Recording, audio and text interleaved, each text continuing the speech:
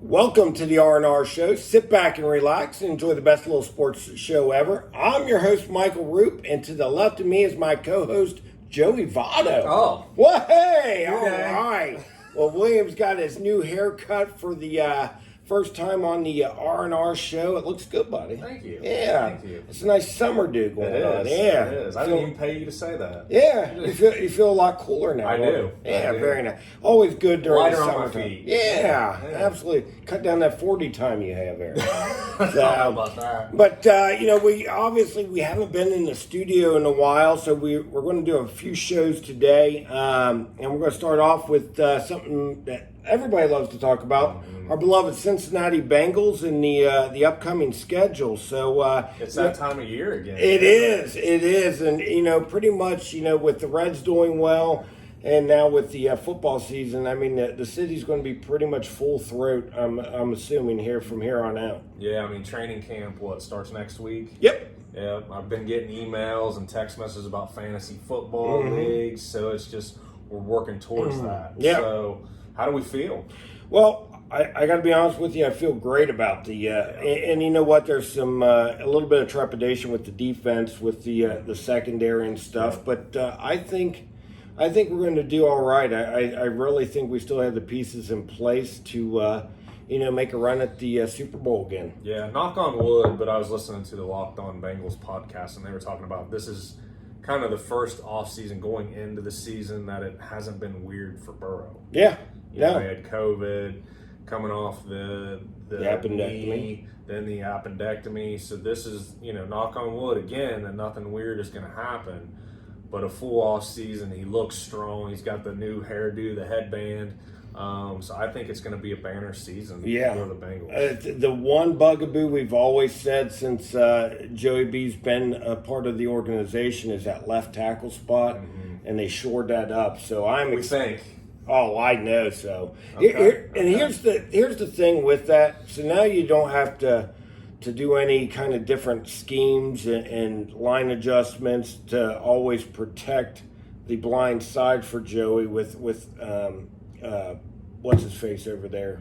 Orlando Brown. I was going to say Orlando Pace, and I'm like, that's not right. Yeah, Orlando Brown being over there. So the thing is with the other guys, another season of gelling, because that was big early on with Joe being out, not doing training camp with the appendectomy and all those new pieces on the line. It took a minute to gel, and it showed because we went to that Steelers game, and that defensive line just beat that line like a drum. It was sad to watch because we were coming off that Super Bowl, and we just saw that line was in shambles, right? First game, we're like, oh my God, what's going to happen? Correct. And I'm expecting a huge year from Burrow and that offense, and dare I say maybe put up some record numbers. I think they just have everything in place to basically make a run at obviously punching the ticket and winning the Super Bowl, but in doing so, putting up, record numbers offensively. And I think that's a good segue into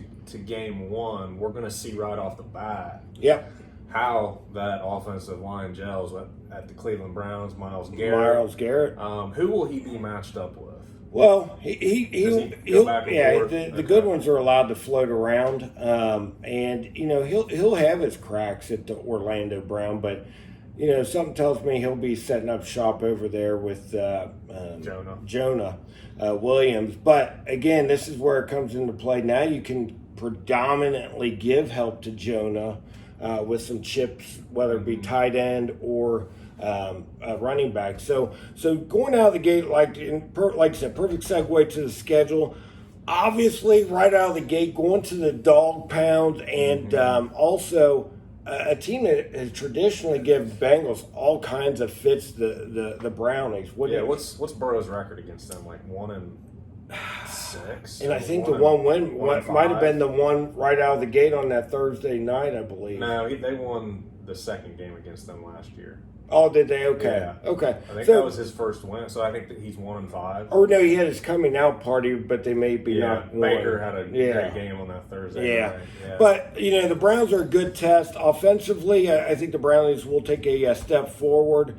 But defensively, I just, besides Myles Garrett, I just think they're going to be too talented offensively for the Browns to keep up with them. It is going to be a tough game. I mean, they're going into the dog Yeah. pound. Those fans will be fired up. They think they've got something with Deshaun, whether that's true or not. I think it's going to be a tough game. Yeah. It's going to be a dog fight per se, dog and cat fight per Yeah. se. Yeah. But what do you have them winning or losing? I have them winning that first game. I do as well. Go ahead. I just can't see them losing that No. game with the offensive firepower that we will put out there that first game. I think Burrow will be ready. And I think Watson still will be a little rusty. I mean, Yeah. it's going to take him a little bit to get in the mojo. But I will say this, the Bengals schedule, I hate the first two games because, I mean, these are two teams that traditionally give them issues because that second game is at Baltimore. It's home. Oh, It's home. I'm sorry. It is home. I You apologize. got your readers? Yeah, I need my readers. It is at home against Baltimore. Yeah. Now, I did pin them with an L. Ooh. And the only reason is because I think Baltimore is their whole focus during the offseason is probably a lot of bulletin board material with the Bengals. Sure. I think that they feel like they let one get away, and actually they did in that playoff game. Now you add the quarterback piece. Lamar back. It's going to be Lamar, Odell. Yeah. They should be pretty healthy that game unless something weird happens in that first game. I picked them for a win. I just think it'll be the first home game. The jungle will be fired up.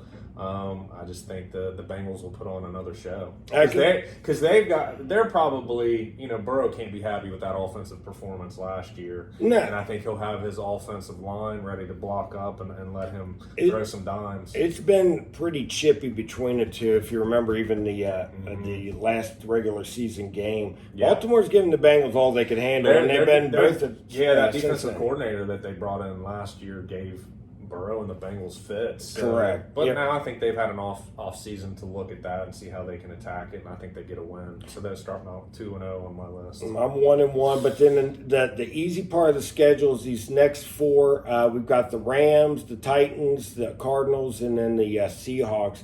Do you see any losses in those? And if so, where do you see a possible pitfall, even if you don't have a loss? I do not. I have them starting off 6-0. The Rams game is going to be fun. That's the Ring of Honor induction with Boomer and Chad. Yep. That Thursday night game.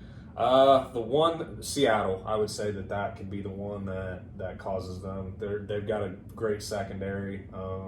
Yeah. Yeah.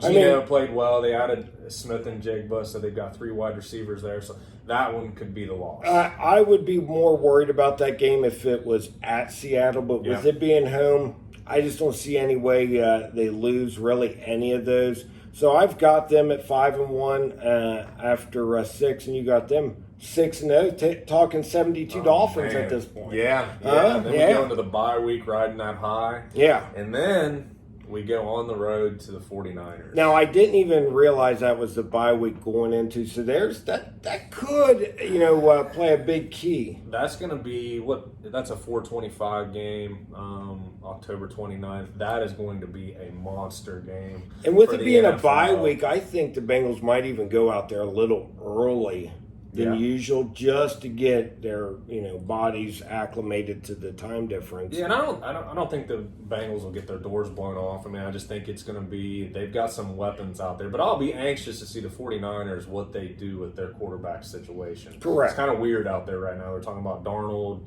Lance, Purdy. Is he still going to be hurt? So they may struggle early season too. So Well, I just think at San Fran with the defense. Yeah. I mean, they've got that defense. Very, very hungry. Yeah, and then plus with all those weapons, it's going to be an interesting. Feels like a loss. It does.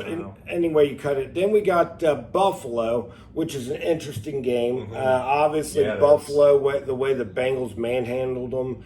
And there's been some chippy remarks in the press, even with their GM saying, "Well, I don't ever want to be drafting very high. That means you didn't do well." Making little shots at the Bengals with what they got, but I just think the Buffalo dynamic is just Diggs is sulking, he's pouting, and you could really just ruin their season if we put one on them again and shut down Diggs. And I think, that's brutal coming out of the bye week, those San Fran Buffalo back-to-back. But, last year against Buffalo, the DeMar Hamlin game, I mean, they were boat racing in that, and then they continued that on in Buffalo. I agree with you. I think they're kind of in, I don't want to say full-on disarray, but I think the Bengals have their number right now, unless proven otherwise.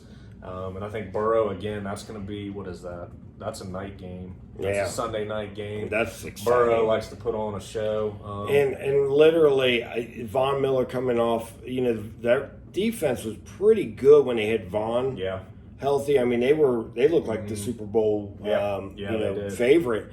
But now he's another year older, coming off, and then I just don't know how much more he has in the tank. So I agree with you. I think the Bengals win that. And then you have a soft game with Houston.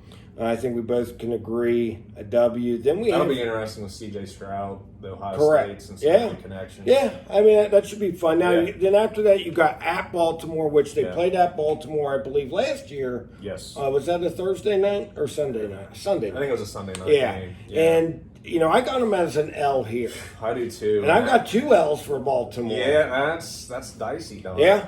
That defense is really good. At Baltimore, it is. I just think that Baltimore is a tough place to play. The Ravens usually play the Bengals well, and it's usually a coin flip between those two. But I just think Baltimore will get that one. Yep. So then they come back, man. Baltimore, Pittsburgh back to back, so they get Pittsburgh at home. I think Pitt's still just another year away from kind of making it. They are getting better along the front, but man, I don't even know what year Hayward's in. But I feel like he's got to be. He's up there. He's got to be at least 10 to 12 years in. And I feel like a lot of it depends on if Watt stays healthy. Yeah. I mean, and that's a big if. He gets dinged up a lot. When he plays, man, I mean, we watched what he did last year, that first home game, and it was. And the Bengals still should have won. That's why I say it's just I'm not big on Najee Harris. Their wide receiver situation. I mean, everybody's touting Pickens, and I don't know. I agree with you. A year or two away. Yep.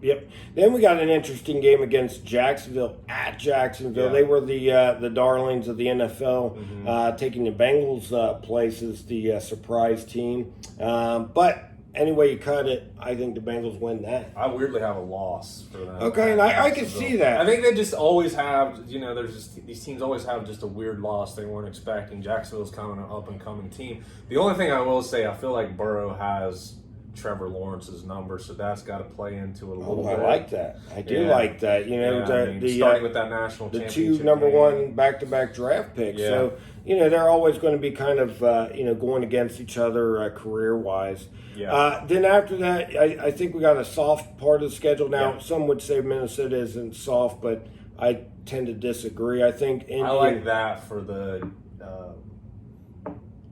Jamar Chase versus Justin Jefferson dynamic. Those two are going to want to show up for that game. And to a lesser part, Joey B. Joey B being the quarterback for both. I think you're right, though. I think that's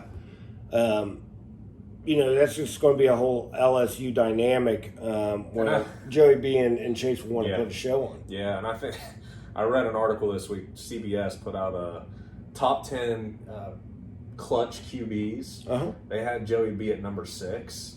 They had Kirk Cousins at number 3. Wow.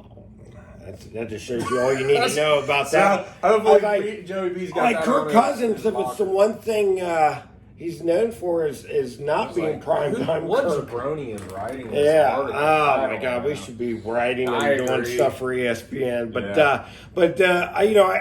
I think Joe will, to your point, feed Chase that game because, quite frankly, there's a lot of stuff out there that Justin Jefferson's better than Chase. I don't agree with that. And I just think he puts up numbers for sure. He puts up numbers, but there's a reason Chase was first team SEC, and Jefferson was second team SEC on that. I just don't year. think that the Vikings have a second receiver like T. Higgins. Correct. And I guarantee, and Chase is way better than Jefferson after the catch. Yep. So Agreed. I think that Burrow's going to want to feed him the ball. There you go. That's right. That's right. So then we go to Pittsburgh. I've got them winning again from all the same series. And again, usually Pittsburgh, picks off us once every year, but I got them both winning both of these. I do too. Then we go into the Lions den.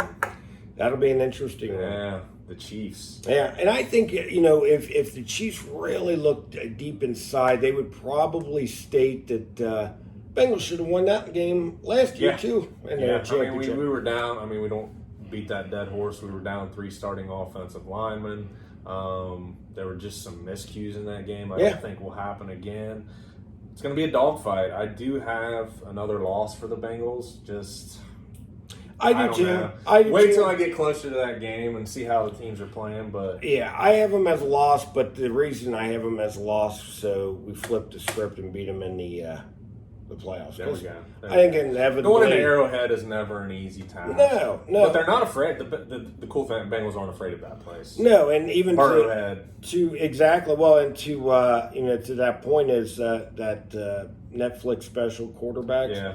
They Mahomes even said Bengals are a better team than Buffalo. So that's the team. These are the two teams I think at the end of the day will probably be in the AFC Championship, barring injuries. So. But I have them as a loss just for the simple fact it's at Arrowhead, and I'm sure it's a 4:00 game. But again, 4:00 games are basically primetime games. And then at the last game of the season, don't know really what that's going to be playing for. Right. That really all depends. I don't think they'll be playing for much at this point. So they probably will rest their starters, and Cleveland at this point will probably be maybe playing for that last seed as a playoff. I got them as a loss. I can never predict the Browns win. Nah. I'll just never do it. It happens. Again, proof in the pudding. But funny thing is, did you see win. You have them as a win, but the uniforms, you see the little copycat? I did.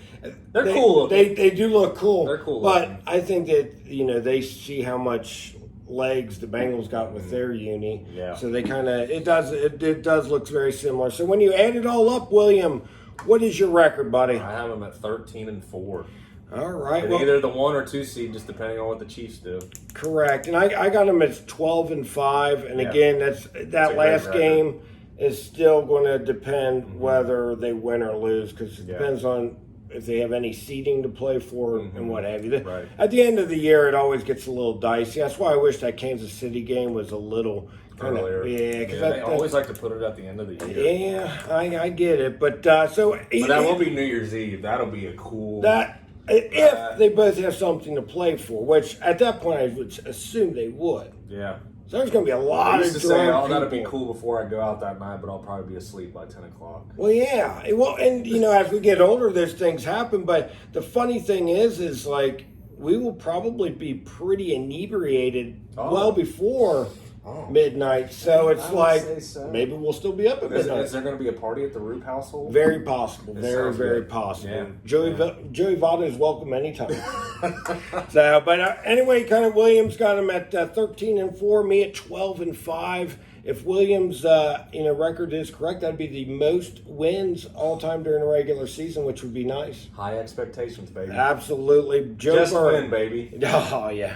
Near and dear to my heart. Yeah. Al Davis. Anyway, so what we got here is just one little tidbit. I'm saying Joe Burrow throws for 5,000 plus yards and 50 plus touchdowns. If memory serves me correctly, I believe you predicted the same thing last year, which I like. Well, and the only reason it didn't happen was, the appendectomy and that some line issues. This is the year. I like Bet heavy. I like it. All right. See you on the next one.